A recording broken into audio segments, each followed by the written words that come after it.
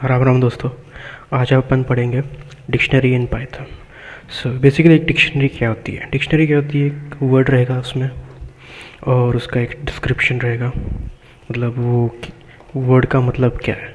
उसी प्रकार से जो है अपनी पाइथन में जो डिक्शनरी है वो भी सेम प्रकार की रहती है, जिसमें की रहेगा और उसकी एक वैल्यू रहेगी। तो बेसिकली की वैल्यू पेयर हो जाएगा। तो फिर इसको कैसे डिफ़ाइन करते हैं? तो इसको एक कर्ली ब्रैकेट्स में डिफ़ाइन करते हैं और इसमें जो रहेगा की रहेगी और उसका एक वैल्यू रहेगा। तो बेसिकली एक की वैल्यू पेयर्स रहेंगे। जो डिक्शनरी है इज़ इंडेक्स्ड बाय कीज़, मतलब हमको अगर किसी डिक्शनरी में किसी वैल्यू को एक्सेस करना है तो हम उसके की से करेंगे एक्सेस, ना कि इंडेक्सिंग जैसे हमने देखा था 0 1 2 3, वैसे नहीं करेंगे। उसकी जो की रहेगी, उस वैल्यू के अगेंस्ट जो की रहेगी उससे हम एक्सेस करेंगे। कि in dictionary can be any immutable type, मतलब इम्यूटेबल कोई भी हो सकता है, जैसे एक स्ट्रिंग हो गया, नंबर हो गया, ट्यूपल हो गया, या फिर नेस्टेड ट्यूपल्स हो गए, कुछ भी, कौन सा भी पॉसिबिलिटीज़ रहेगा। लेकिन mutable objects can not be use as key such as list. जो लिस्ट है वो म्यूटेबल ऑब्जेक्ट है जिसको हम चेंज कर सकते हैं, तो फिर उसको की तरह हम यूज़ नहीं कर सकते डिक्शनरी में। तो key are unique within a dictionary. तो डिक्शनरी के अंदर जो की है, ये जो की है हमारी, ये की है, ये की एक यूनिक रहेगी, डुप्लीकेट नहीं हो सकती। The main operation of dictionary is to store a value with some key and extract or access the value with that key. So dictionary का जो मेन ऑपरेशन है वो क्या रहता है? की और वैल्यू को स्टोर करना, या फिर एक वैल्यू को स्टोर करना जिस वैल्यू को हम की को यूज़ करके, उसकी की को यूज़ करके हम एक्सेस कर सकते हैं। If try to store a value with a key that already exists, then the older value will be overwritten with the new value. अगर हम एक डुप्लीकेट की एंटर करने की कोशिश करेंगे, जैसे कि यहाँ पे 1 है और एक अगर हम 1 नाम की एक की इसमें एंटर करेंगे तो क्या होगा? ये जो पुरानी वाली जो की वैल्यू पेयर है वो हट जाएगा और जो नया वाला जो की वैल्यू पेयर है वो आ जाएगा। Get a key error when try to access a value with a key which not exist in a dictionary. So हम डिक्शनरी में ऐसी की से हम एक्सेस करना चाहें जो इस डिक्शनरी में एग्जिस्ट नहीं करती है, तो वो हमको एरर दे देगा। तो देखते हैं इनिशियलाइज कैसे करते हैं हम। तो कर्ली ब्रैकेट्स के थ्रू इनिशियलाइज कर सकते हैं, लेकिन कर्ली ब्रैकेट्स तो हम सेट्स में भी यूज़ करते हैं। तो डिफरेंस क्या है? तो डिफरेंस है डिक्शनरी में की वैल्यू पेयर का। तो जैसे कि यहाँ पे हम करेंगे a इज इक्वल्स टू 1 हो गया, 2 हो गया, 3 हो गया। तो हमको क्या करना है? हमको ये वाली वैल्यू एक्सेस करनी है। तो ये जो सेपरेट हो जाता है, जो हमारा हर एक की वैल्यू पेयर है वो कॉमा से सेपरेट हो जाता है। तो हमको सेकेंड वाली एंट्री फाइंड करनी है, मतलब 2 जो वैल्यू है वो हमें एक्सट्रैक्ट करना है। तो हम कैसे करेंगे? हम ए स्पेसिफाई करेंगे इसका नाम, डिक्शनरी का नाम, फिर उसके अंदर की स्पेसिफाई करेंगे जो कि है हमारी 2। एग्जीक्यूट किया, हमको 2 मिल गया और हमको ये 1 एक्सेस करना है। तो क्या करना है? इधर 1 लिख देना और हम इसको एक्सेस कर सकते हैं। ये है एक वन फॉर्म ऑफ क्रिएटिंग और डिफाइनिंग डिक्शनरी। तो दूसरा क्या है? डिक्ट फंक्शन को यूज़ करके, और इसमें एक सीक्वेंस ऐड करना जो कि एक लिस्ट हो सकता है या फिर ट्यूपल हो सकता है। तो हम लिस्ट से बनाएंगे, तो फिर इट वुड बी अ की वैल्यू पेयर। सो जो भी की वैल्यू पेयर है उसको एक ब्रैकेट्स में डालना है और उसको सेपरेट करना है एक कॉमा से। सो जैसे कि ये हो गया 1, ये हो गया 1 और ये कॉमा से सेपरेट हो चुकी है वैल्यू। ये हो गई 2 TWO, और ये तीसरी वैल्यू हमने बना ली है की वैल्यू पेयर। ये हो जाएगी हमारी 3 हो गई और ये बन गई है। पहले हम देखेंगे इसको पूरा प्रिंट करके देखेंगे और फिर एक्सेस इनवैलिड सिंटैक्स सो 2 ओके। तो यहाँ पे जो गलती हुई है, यहाँ पे कोलन लगाया था जो कि गलत है। यहाँ पे हमको कॉमा लगाना है, एग्जीक्यूट, और ये बन गया हमारा dictionary using a dict function. So दो तरीके से हमने इनिशियलाइज़ किया, एक तो कर्ली ब्रैकेट्स को यूज़ करके और डिक्ट फंक्शन को यूज़ करके। फिर देखते हैं initialising dictionary using dict function constructor. when the key is repeated while the initialization of dictionary। so देखेंगे जब इसको रिपीट हो जाती है कोई भी की, जैसे कि हम यहाँ पे रिपीट करेंगे इस टू को रिपीट करेंगे, हम रिपीट करके देखेंगे क्या होगा। जैसे कि यहाँ पे हो गया 2, TOO, तो क्या होगा, जैसे हमने पढ़ा था पहले वाले में कि ये वाली जो अगर हमने डुप्लीकेट वैल्यू बना दी है तो जो ओल्डर वैल्यू है की वैल्यू पे वो हट जाएगा और ये जो नया वाला है वो ओवरराइट कर दिया जाएगा। तो हमको मिल जाएगा 2 और TOO मिल जाएगा वैल्यू। एग्जीक्यूट किया, सो जो 2 है, 2 यहाँ पे TWO की जगह TOO हमको मिल रहा है।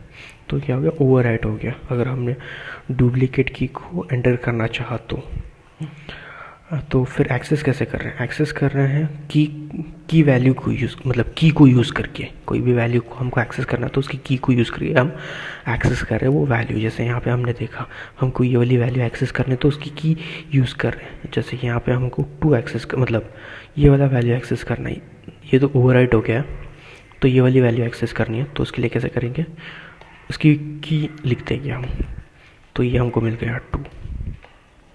अभी नेक्स्ट है, if try to access a value with a key which is not there in the dictionary, तो ये हमको एरर दे देगा बेसिकली। जैसे ही हमने किया 5 तो ये हमको एरर दे देगा, की एरर दे देगा 5 कि ये एग्जिस्ट करता ही नहीं है। चेंजिंग वैल्यू इन डिक्शनरी, सो कोई भी वैल्यू को हमको चेंज करना है तो हम कैसे करेंगे, पहले हम वो जो है डिक्शनरी का नाम लेंगे और फिर उसकी की जो हमको चेंज करनी है, जैसे कि 2 को हमको चेंज करना है, इसको चेंज करना है, ये वाला चेंज करना है जो कि 2 हो गया है, उसको हटा देते हैं। जो 2 है उसको हम TWO करना है, तो इक्वल्स टू TWO। सो पहले प्रिंट करके देंगे प्रिंट A और उसके बाद फिर से प्रिंट करेंगे। सो देखेंगे जो पहले था TOO था, बाद में हमने चेंज किया वैल्यूज़ की तो बाद में TWO हो गया। तो इस तरीके से हम चेंज कर सकते हैं वैल्यू को। Adding item in the dictionary, तो एक आइटम या फिर एक एलिमेंट की वैल्यू पर कैसे एंटर कर सकती क्रिएशन के बाद, तो फिर क्या करना है, हमको बेसिकली एक की स्पेसिफाई करनी है, नई की जो इसमें एग्जिस्ट नहीं करती है। जैसे कि यहाँ पे हम स्पेसिफाई कर देंगे 4 स्पेसिफाई कर देंगे और यहाँ पे वैल्यू में 4 डाल देंगे तो ये एंटर हो जाएगा, क्योंकि ये इसमें नहीं है। अगर इसमें है तो वो ओवरराइट हो जाएगा, अगर इसमें नहीं है तो वो क्रिएट हो जाएगा। तो जैसे कि यहाँ पे देखा इसमें नहीं है तो वो क्रिएट हो गया, अगर इसमें है जैसे कि यहाँ पे है 2 तो ये जो है वो ओवरराइट हो जाएगा, ये ओवरराइट हो गया और ये एंटर हो गया, ऐड हो गया। फिर removing item in dictionary, so del जो है कीवर्ड उसको यूज़ करके हम उसको डिलीट कर सकते हैं। जैसे हमने पहले भी देखा था, जैसे हमको डिलीट करना है, कौन सा करना है, हमको ये वाला वैल्यू डिलीट करना है 2 वाला, तो हम क्या करेंगे, वो कीवर्ड यूज़ करेंगे, फिर हमको कौन सा वैल्यू डिलीट करना है उसकी जो की है हमको स्पेसिफाई करनी पड़ेगी इस फॉर्म में, तो वो डिलीट हो जाएगा। जैसे कि यहाँ पे पहले प्रिंट किया, यहाँ पे 2 था तो 2 हट गया क्योंकि हमने उसको यहाँ पे डिलीट कर दिया है। फिर डिक्शनरी पॉप मेथड को यूज़ करके कर सकते हैं। सो फिर पॉप करना है और जो की है वो स्पेसिफाई करनी है हमको। तो फिर क्या कैसे करेंगे, E डॉट पॉप, और यहाँ पे हमको की स्पेसिफाई करनी, जैसे कि यहाँ पे हम लिख देंगे 3, तो वो 3 हट गया, डिलीट हो गया इस डिक्शनरी से। फिर देखते हैं डिक्शनरी पॉप आइटम मेथड, तो इसमें क्या करेंगे, removes the last item in the dictionary and takes no arguments. So ये क्या करेगा, जब हम पॉप आइटम करेंगे जो लास्ट वाली एंट्री है वो डिलीट कर देगा और ये कोई आर्ग्यूमेंट नहीं लेगा।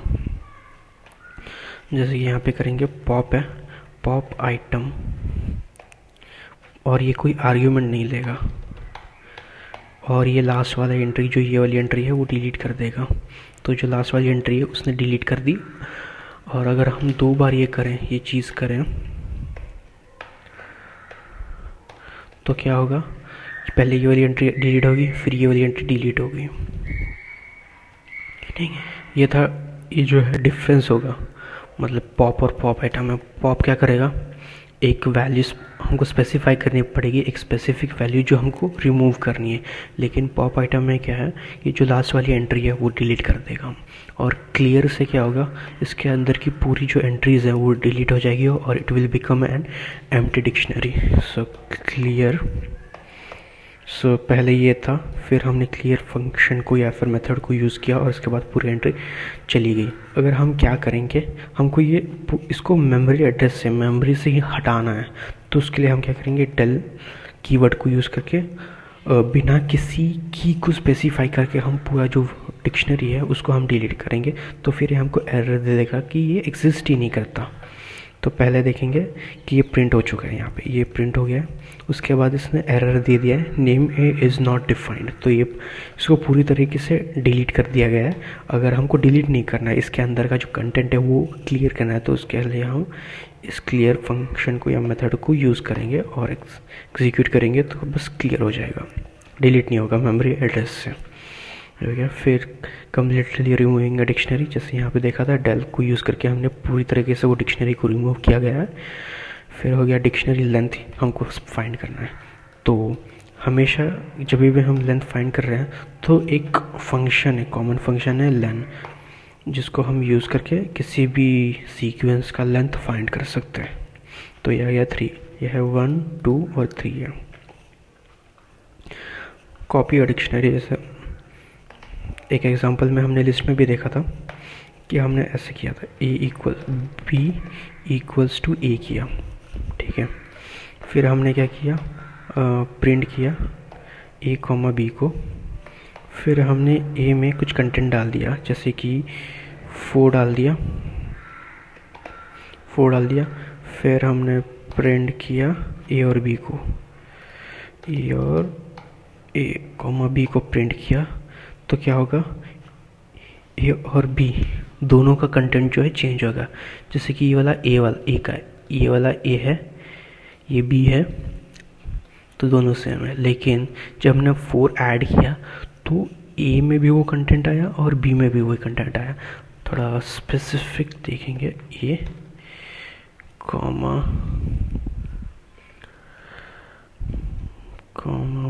बी, और वैसे ही ये हो जाएगा यहाँ पे एग्जीक्यूट। तो ए का कंटेंट देखेंगे ऐसा है, और उसी के जैसे जैसे हमने ए का कंटेंट भी चेंज किया, जिसमें ये वाला की वैल्यू पे ऐड किया, उसी तरीके से बी में भी वही ऐड हो गया। लेकिन हमको ये नहीं चाहिए इसका एक कॉपी बनाना है, तो वो कैसे करेंगे, तो हमको एक लाइब्रेरी को इंपोर्ट करना पड़ेगा जो कि है इंपोर्ट कॉपी, उसको करना पड़ेगा। और हम एक सी का एक कॉपी बनाएंगे, मतलब ए का एक कॉपी बनाएंगे और उसको सी में स्टोर करेंगे।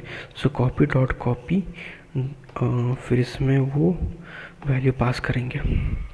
फिर सी की ए की कॉपी बन गई है सी में, तो हम ए में चेंज करेंगे या फिर बी में कुछ चेंजेस करेंगे तो सी में वो चेंजेस नहीं होंगे। तो एग्जीक्यूट किया, यहाँ पे हमने सी को कॉल ही नहीं किया, मतलब प्रिंट ही नहीं किया।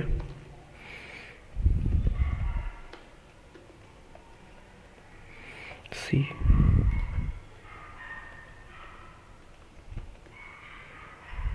सी, तो यहाँ पे देखेंगे जो सी की वैल्यू है ये वैसी की वैसी है, मतलब ए का इनिशियल कॉपी है यहाँ पे, लेकिन जब हम बी को चेंज कर रहे हैं तो ए तो चेंज हो ही रहा है, उसके साथ बी भी चेंज हो रहा है। तो ये मैंने लिस्ट में भी बताया था, लिस्ट सेट्स में भी बताया था। फिर से देखेंगे कि यहाँ पे क्या होगा जब हम एक बनाएंगे, एक मेमोरी लोकेशन बनाएंगे और ए और बी डिफाइन करेंगे। तो ए और B, A equals to B करेंगे तो ए भी इस मेमोरी लोकेशन को पॉइंट करेगा और बी भी इस लोकेशन को पॉइंट करेगा। अगर हम इसमें कुछ चेंजेस करेंगे, तो ए के साथ साथ बी में भी रिफ्लेक्ट होगा, बी के साथ साथ ए में रिफ्लेक्ट होगा। और हम क्या कर रहे हैं, ये कॉपी को यूज़ करके, ये कॉपी जो लाइब्रेरी उसको यूज़ करके एक सेपरेट मेमोरी लोकेशन बना रहे हैं। इसका एक कॉपी बना रहे हैं दूसरे सेपरेट मेमोरी लोकेशन में, और उसको एक वेरिएबल नेम दे रहे हैं एज अ सी। सो क्या होगा, अगर इररिस्पेक्टिव ऑफ दिस हम ए में चेंज करेंगे तो सी में चेंजेस नहीं होंगे। जैसे यहाँ पे ए में चेंजेस किए तो सी में चेंजेस नहीं होंगे। सो जैसे यहाँ पे है ए में चेंजेस हो रहे हैं जिसके कारण बी में चेंजेस हो रहे हैं, क्योंकि ये दोनों एक ही मेमोरी लोकेशन शेयर कर रहे हैं। लेकिन सी का ऐसा नहीं है, सी जो है एक सेपरेट मेमोरी लोकेशन शेयर कर रहा है। तो अगर उसकी मेमोरी लोकेशन हमको फाइंड करनी है तो क्या करेंगे, I D of A comma I D of B comma I D of C देखेंगे। सो यहाँ पे होगा separator equals to new line. So ये सेपरेट, तो यहाँ पे मुझे है ना एक कीवर्ड मतलब आर्गुमेंट चाहिए जो पास करना है, जो कि क्या करेगा, ये जो सेपरेशंस हैं, ये जो सेपरेशंस हो रहे हैं, ये सेपरेशन होने के बजाय इसको एक न्यू लाइन में प्रिंट करना है। लेकिन यहाँ पे मुझे एक एरर दे रहा है। तो इस टाइम पे हम क्या कर सकते हैं, पाइथन से ये हेल्प मांग सकते हैं। तो प्रिंट हेल्प, और किस बात की हेल्प चाहिए हमको, ये एक फंक्शन है जो हमको हर चीज़ की हेल्प दे देगा। जैसे कि अभी मुझे क्या है कि प्रिंट में जो आर्ग्यूमेंट्स पास होते हैं वो याद नहीं आ रहे, तो क्या करूँगा मैं, हेल्प फंक्शन क्या यूज़ करूँगा, और इसके अंदर प्रिंट जो फंक्शन है उसके बारे में मुझे पता करना है, ये कौन से आर्ग्यूमेंट्स लेता है। तो मैं क्या करूँगा, एग्जीक्यूट कर दूँगा। तो यहाँ पे मुझे हेल्प मिल गई है, उसको बड़ा कर देंगे। तो ये जो है प्रिंट एक फंक्शन है। फंक्शन क्या लेगा, बहुत सारी वैल्यूज़ लेगा एक सीक्वेंस में, जैसे कि यहाँ पे ये ले रहा है। और उसके बाद ये हम जब ये आर्ग्यूमेंट्स पास करेंगे विद दिस नेम, तो हमको वो ऑपरेशन परफॉर्म करके दे देगा। जैसे कि ये SEP है, तो ये क्या है, सेपरेशन है। ये जो सेपरेशन हो रहा है, जैसे कि यहाँ पे हमने ए कॉमा लिखा है, ए कॉमा बी कॉमा सी, तो फिर यहाँ पे सेपरेशंस आ रहे हैं। तो वो किसके वजह से है, ये SEP के वजह से है। और SEP का जो डिफ़ॉल्ट वैल्यू है वही है, एक स्पेस है। और एंड जो है, एंड लाइन मतलब इसका जो एंड हो जाएगा, एंड होने के बाद मतलब ये प्रिंट होने के बाद जो नेक्स्ट वैल्यू है वो नेक्स्ट लाइन में प्रिंट होगी। वो कैसे डिफाइन हो रहा है, यहाँ पे इसके वजह से डिफाइन हो गया। अगर है हम एंड में ये ना स्पेसिफाई करके एक स्पेस दे दे, तो ये जो नेक्स्ट जो प्रिंट स्टेटमेंट है वो यहाँ से कंटिन्यू होगा। ठीक है, तो फिर मुझे क्या चाहिए, SEP। तो यहाँ पे हम यूज़ करेंगे SEP, इसको हटा देंगे, SEP यूज़ करेंगे और उसको न्यू लाइन में प्रिंट कर देंगे। ठीक है, फिर ये इसको कमेंट आउट कर देंगे और एग्जीक्यूट किया तो ये न्यू लाइन में आ गया। अगर इसको हम हटा दें, और प्रिंट करें तो ये एक ही लाइन में आ गया। लेकिन हमने इसको यूज़ किया है new line, separation with new line किया है, तो फिर ये न्यू लाइन में प्रिंट हो रहा है। तो फिर जैसे देख सकते हैं A और B की जो मेमोरी एड्रेस है वो सेम है, लेकिन C का जो है अलग है। तो जिसके कारण हम A में चेंज करें तो B में चेंज हो रहा है, लेकिन C में चेंजेस नहीं हो रहे क्योंकि उसका मेमोरी एड्रेस अलग है। तो फिर बढ़ते हैं आगे। फिर इन ऑपरेशन है डिक्शनरी। तो इन ऑपरेशन का क्या मतलब होता है, आइडेंटिटी ऑपरेटर है इन। तो इन आइडेंटिटी ऑपरेटर से हमको क्या कर सकते हैं, हम पता कर सकते हैं कि ये जो की है या फिर ये वैल्यू है इस डिक्शनरी में एग्जिस्ट करती है क्या नहीं।